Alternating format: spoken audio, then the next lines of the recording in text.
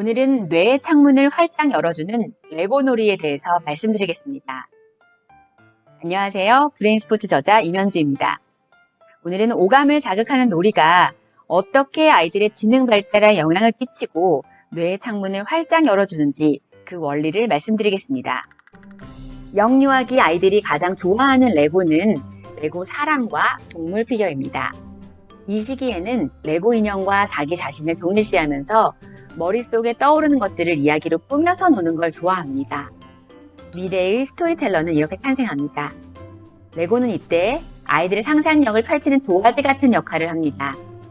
머릿속에 있는 이야기를 조금이라도 더 실감나게 표현하려고 레고를 이리저리 살펴보고 적당한 위치를 잡아 세우거나 펼쳐가며 모양을 잡아가는 동안 사물의 형태와 이미지, 색깔, 크기, 질량, 무게감 등을 반복적으로 학습하게 되죠.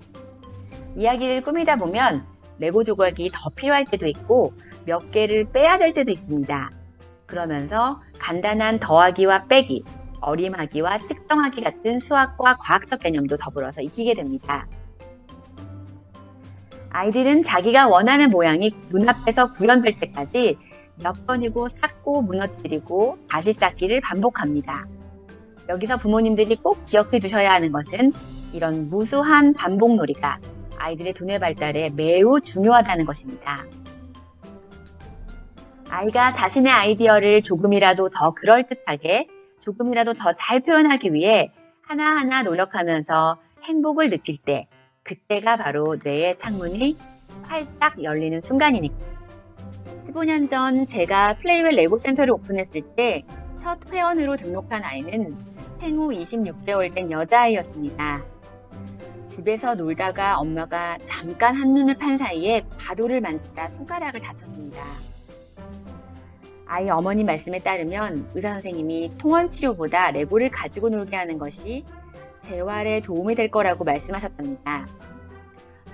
저는 처음엔 그 말을 이해할 수가 없었습니다. 레고가 재활치료에 활용될 수 있다는 건 금시초문이었거든요. 아이는 손가락 근육이 절단된 상태였습니다. 다친 부위의 상처는 어느 정도 아물었으나 아직 손의 움직임이 몹시 불편해 보였습니다. 그런데 놀라운 일이 생겼습니다. 그 아이는 일주일에 한 번씩 센터에 와서 레고를 가지고 놀았는데 어느 날부턴가 손가락 동작이 매우 자연스러워졌습니다. 레고 브릭을 이리저리 끼워 맞추느라 주물럭거리고 만지면서 반복된 작업을 되풀이하는 동안 소근육 운동신경이 다시 살아난 것이었습니다. 그 아이가 자라면서 레고는 단순한 장난감 이상이었습니다. 열심히 놀이에 집중하는 동안 자기도 모르게 지적 호기심에 눈을 뜨게 된 것입니다. 그 아이는 유치원에 다닐 때도 초등학교에 입학해서도 레고 센터를 제2의 학교처럼 다녔습니다. 줄곧 레고를 손에서 놓지 않다가 중고등학교 때부턴 레고 로봇에 몰입하기 시작했습니다. 레고 대회 중에 로봇컵이라는 대회가 있습니다. 축구로 치면 월드컵에 해당하는 세계적인 로봇 대회, 로봇들의 월드컵입니다.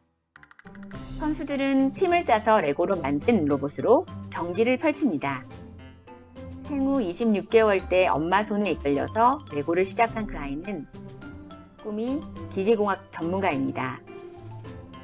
그 꿈을 이루기 위해 호주 로봇컵 주니어 대회와 싱가포르 로봇컵 대회에서 세계 무대의 경험을 쌓았고 고3이 된 지금 2020년 5월에 미국 캘리포니아 FLL에 참가 예정이었지만 아쉽게도 코로나 팬데믹 상황으로 현재 그 대회는 취소되었지만 자신의 꿈을 향해 차근차근 나아가고 있습니다.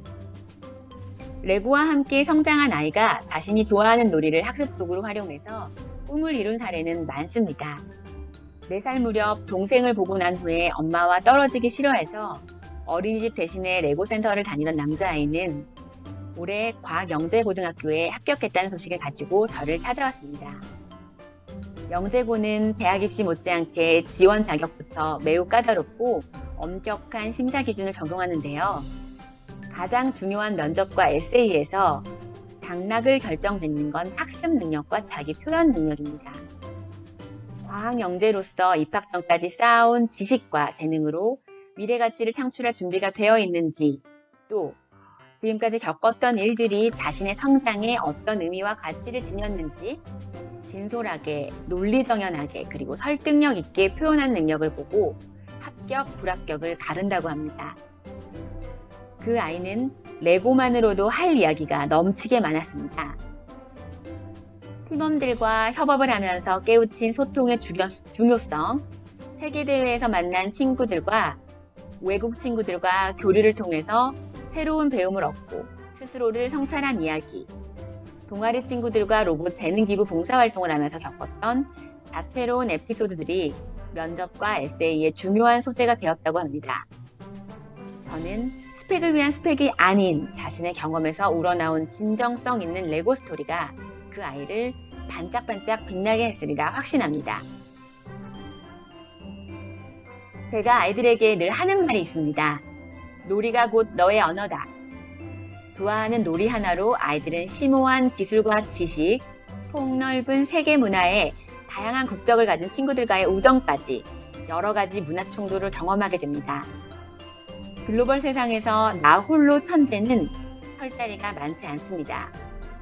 어려서부터 오감을 자극하며 뇌의 창문을 활짝 열어주는 브레인 스포츠, 레고로 같이 잘 노는 그 아이가 바로 미래가 원하는 인재가 아닐까요? 지금까지 브레인 스포츠 저자 임현주였습니다.